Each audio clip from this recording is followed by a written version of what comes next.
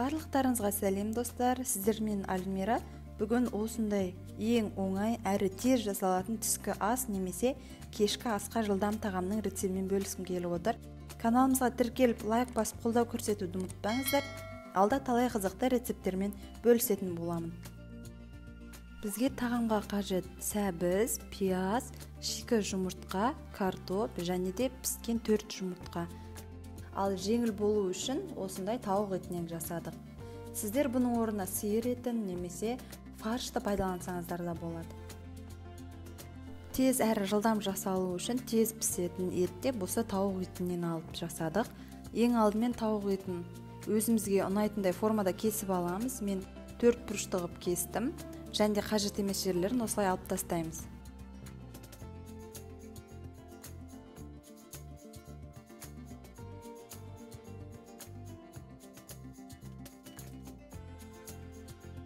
Мінекей осы видеодағыдай 4 бұрышты қылып кессеңіздер де болады, себебі тауық еті бізде 15-20 минуттың ішінде тез пісетін ет.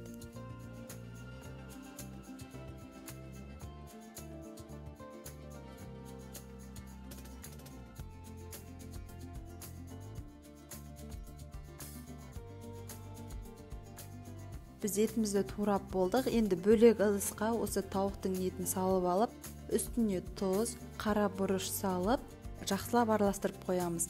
Тауықтың еті өзіне сіңіріп, еттің дәмі жақсы шығу үшін.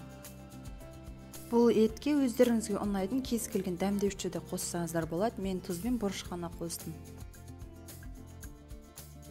Келесі пиязымызды алып, жіңішкелеп турап шығамыз. Көлемі өте үлкен емес, орташа пиязды пайдалансаңыздар болады.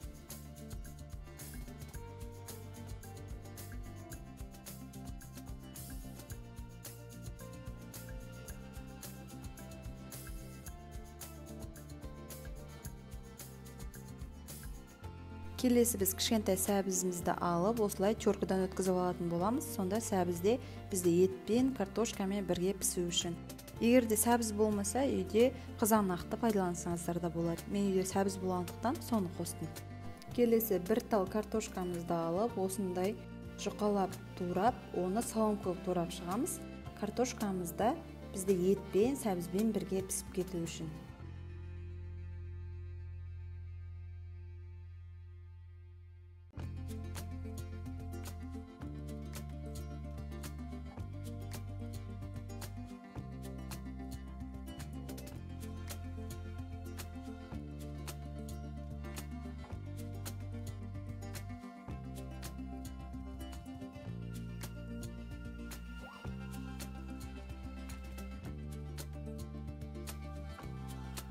Тағамға мен жұмыртқаны бірден асып дайындап қойдым. Ортасынан бір бөліп, жұмыртқамызды турап дайындап қоямыз. Егер де жұмыртқаны жақсы көретін болсаңыздар, көбірек болса да болады. 5-6 жұмыртқаны да осылай ортасынан бөліп, дайындап, тамақтың үстіне қойып жібересіздер.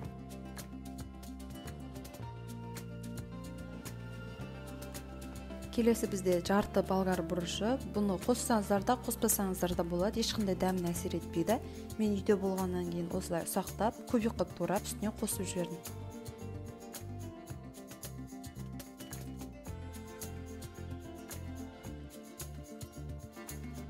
Мінекей біздің тамағымыздың негізгі заттары дайын. Енді соусын дайындаймыз.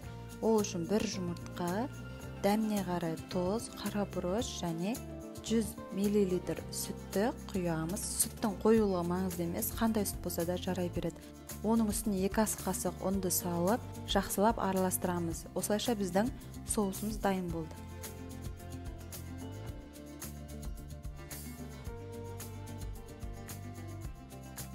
Енді көз мөлшермен біраз сұйық майымызды құйып, өте көп қажет емес, үстіне пиязымызды салып 1-2 минут қуырып аламыз. Енді үстіне дайындап қойған етімізді салып, тағы да 1-2 минут қуырып аламыз. Видеода көріп тұрғандарыңыздай, біздің май өте қатты шығып тұрған жоқ. Осындай аз мөлшерде қуыра бересіздер. Келесі үстіне картошкамыз бен сәбізімізді бірге қосып араластырамыз. Бұлардың үстіне еттен бөлек болғандықтан тағы да аздап дәміне қарай тұз сүйіп шығамыз.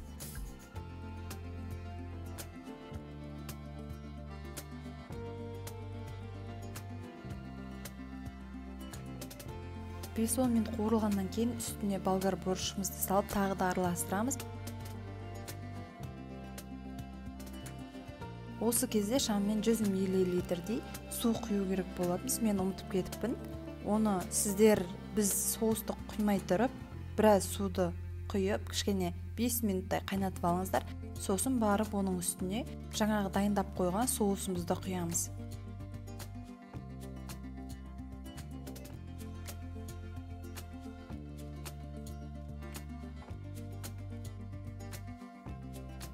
Мінеге жақсылап қуырылғаннан кейін мен осылай соусты құйып жібердім. Соусты құйып, біраз араластырып аламыз. Одан соң оның үстіне азғантай суық суымызды құйып, тағы да бетін жауып бұқтырамыз.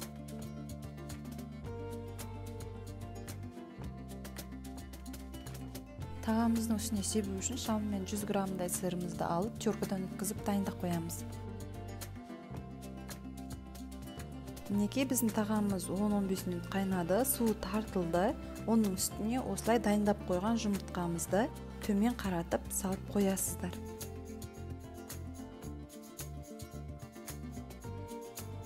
Егерде жұмыртқасы көп болған қаласаңыздар, 5-6 жұмыртқаны асып осылай қойып жіберсеңіздер болады. Бізде 4 жұмыртқа жеткілікті болды. Тағы да бетін жауып 3-4 минутқа қоя тұрамыз. Оның үстіне теркадан өткен сырды сүйіп шығамыз. Біркелкі бүкіл жерін жабылатындай қылып сүйіп шығыңыздар. Егерде сыры көп болған қаласаңыздар, тағы да біраз теркадан өткізіп қосып жіберіңіздер.